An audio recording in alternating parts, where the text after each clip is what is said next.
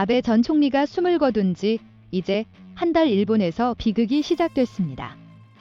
현지인들에 따르면 일본은 아직까지 초상집 분위기라고 합니다. 미국 언론들은 해당 내용을 대서특필로 보도하면서 일본이 현재 초토화 상황이라고 정리했습니다. 어떤 일인지 살펴보겠습니다. 세계평화통일가정연합과 일본 집권 자민당 간 정교 유착 관계가 지적되며 기시다 후미오 일본 내각이 흔들리고 있습니다. 일각에서는 황금의 3년을 맞이한 기시다 총리가 자칫하면 통일교 스캔들에서 벗어나지 못한 채 전국 주도권을 상실할 가능성이 크다는 우려까지 제기됩니다. 통일교와 자민당 국회의원과의 접전 문제는 기시다 내각의 급수로 자리 잡았습니다. 시작은 지난 7월 아베 신조 전 총리의 피격 사건이었습니다. 아베 전 총리의 살해범인 야마카미 데스야가 살해 동기로 우리 집안을 파산시킨 통일교와 아베 전 총리가 가까웠기 때문이라고 밝혔기 때문입니다. 그때부터 통일교 스캔들은 일본 사회에 불붙듯 퍼져나갔습니다. 특히 통일교와 자민당 최대 파벌인 아베파와의 깊은 유착관계가 뜨거운 감자로 떠올랐습니다. 아베 전 총리의 친동생인 기시 노부오 안보담당 총리보좌관이 선거 때 통일교의 지원을 받은 적이 있다고 시인했습니다. 아베 가문은 아베 전 총리의 외조 부인 기시 노부스케 전 총리 시절부터 송혜교와 인연을 맺어온 것으로 전해집니다. 일각에서는 일본의 통일교를 들여온 게 바로 기시 전 총리라는 주장이 나오기도 했습니다. 일본 정치 인전역으로 비리 스캔들이 퍼지고 있다는 겁니다. 통일교와 자민당이 관계를 맺은 건 1968년부터입니다. 당시 반공주의를 기치로 내세운 통일교는 일본의 정치단체인 국제승공연합 설립했는데 이때 반공을 정치적 이념으로 내세운 디시 전 총리가 통일교와 인연을 맺게 된 것으로 전해집니다. 이후 기시 전 총리는 1970년부터 통일계 모임에 참석하기 시작했고 그 인연은 이후 사위인 아베 신타로 전 외무상, 손자인 아베 전 총리로까지 3대째 이어졌습니다. 아베 전 총리와 통일교 간 유착은 아베파에까지 확산됐습니다. 아베의 복심이라 불리던 하기우다 고이치 정조 회장이 통일교와의 유착관계를 시인했고 아베 전 총리의 비서관 출신인 후루의 요시유키 참의원 의원은 통일교의 찬동회원으로 직접적인 지원을 받아 선거에서 당선된 사실이 드러나 논란이 되었습니다.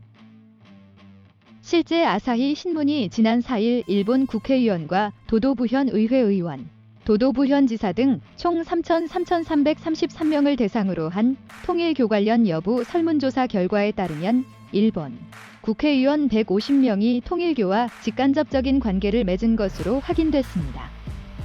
특히 통일교와 접점이 있다고 응답한 국회의원 중 집권 여당인 자민당 소속이 120명이었습니다.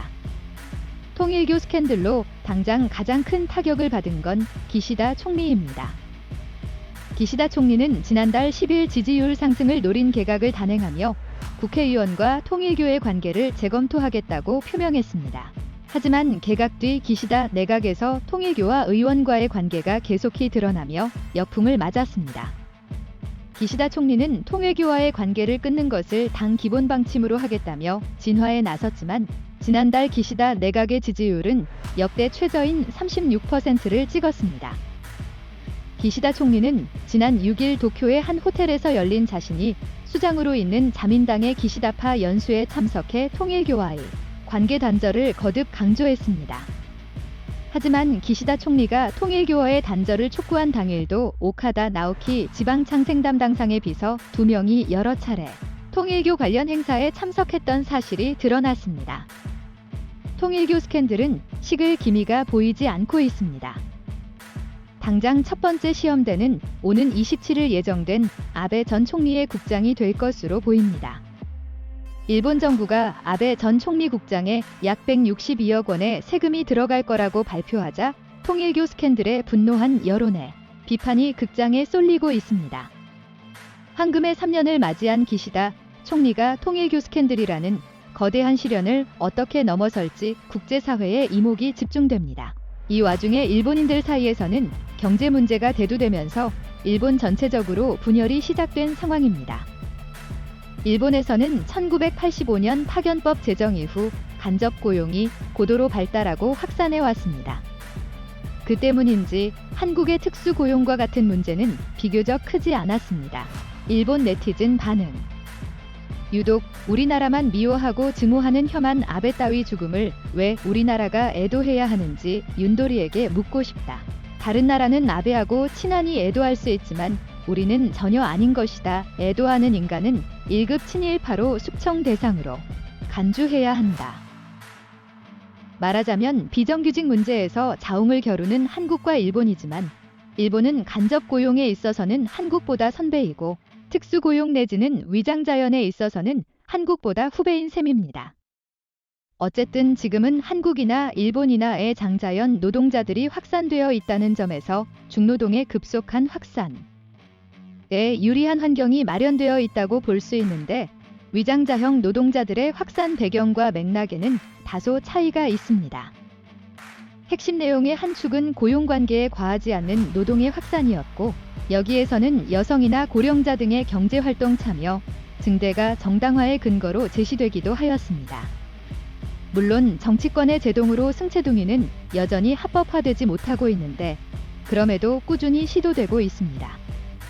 일본에서 승차 공유 도입을 추진하는 대표적인 인물은 일본의 거대 IT 기업 라쿠텐의 미키타니 히로시 회장입니다. 그는 미국의 승차 공유 서비스인 리프트에서 거액을 출자하기도 하였습니다.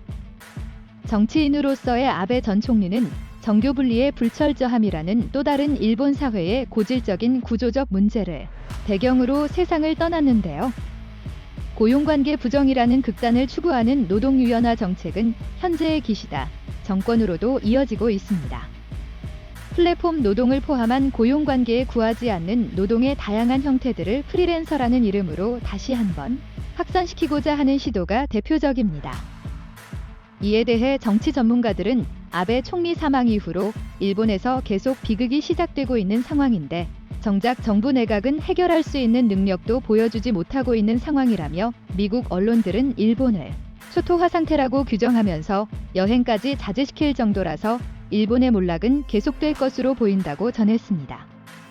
다음은 해당 소식을 접한 일본 네티즌들의 반응입니다. 국회에서 논의하지 않고 국장을 결정한 것은 큰 잘못이라고 생각한다. 더욱이 대다수 국민이 동의해 국장을 결정한 것이었다면 좋았겠지만 반대로 국민의 절반 이상이 반대하는데도 국장을 강행하려는 것은 잘못됐다고 본다. 여러 의혹과 문제에 연루된 아베 씨는 진상규명 지시를 내리지 않고 설명 책임도 다하지 않았으며 책임을 지지 않고 달하는 사람이다. 한국 청년들도 목소리를 냈다. 오늘날 우리는 막대한 세금의 정확한 총량을 모르고 있다. 어찌 쓰이는지도 그렇기에 탐관오리와 비리가 생긴다면 국민이 들고 일어나는 것이다. 나라를 흡혈하고 갉아먹는 어둠의 세력이 있고 그에 동조하는 나라의 권력가들이 존재한다면 국민이 피를 보게 될 것이다. 또한 그런 사람을 위해 움직이는 장인을 위한 장례식을 환영하고 싶지 않다. 확실히 장기 집권은 위대하고 일본은 외교의 성과를 거두고 있다고 생각하지만 한편으로 일본은 많은 의혹과 문제에 관여하고 있다는 점도 알아둬야 한다. 나는 자민당의 전 수장을 포함한 의원들이 자신들의 잘못을 직면하지 않는 것이야말로 부패라고 생각한다. 나라를 위해서도 국민을 위해서도 열심히 일할 수 없다면 당장 자리에서 내려오기 바란다. 왜 국회는 결정하지 않았던 걸까요? 이 결정은 주로 내각이 고인의 정치적 평가와 충격적인 죽음을 애도하기 위해서만 내린 것이라고 생각합니다. 불참 발표, 정치적 평가 등 무례한 행동에 대한 비판이 있을 때 정치적 평가 등 국민대표가 논의한 뒤 내린 결정이라는 관점이라면 이해할 수 있었을 것입니다. 결과는 여당 대다수와 같았지만 국장 자체가 엄숙한 형식이라고 생각하기 때문에 미란다의 원칙 따위는 대수롭지 않게 생각한다. 행사장은 이미 정해져 있으므로 국민에게 행사장 선정 인원을 상세히 알릴 필요도 없고 뉴스처럼 일정을 알릴 필요도 없다고 생각하고 있다. 방문 예정자 명단도 국회의원 전원의 명단에서 유용하고 예산이나 인건비, 수송비를 사용해 가이드에게 보내는 목적은 없습니다.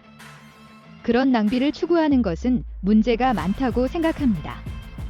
금액만을 비판할 것이 아니라 얼른 낭비를 추궁하고 비판하며 기타 예산 낭비도 함께 생각해주기 바랍니다. 국장은 법률에 없고 국회 승인도 없다고 들었어요. 그렇다면 비용을 반환하라는 소송이 제기된다는 판결이 나올 수 있을까요? 혹시 지방법원이 반환 결정을 내릴지도 모르는 건가요? 대법원조차 싸우면 완전히 이길 수 있다는 것을 알고 있습니다. 일본의 사법제도는 관저에 종속돼 있습니다. 수식 마치겠습니다.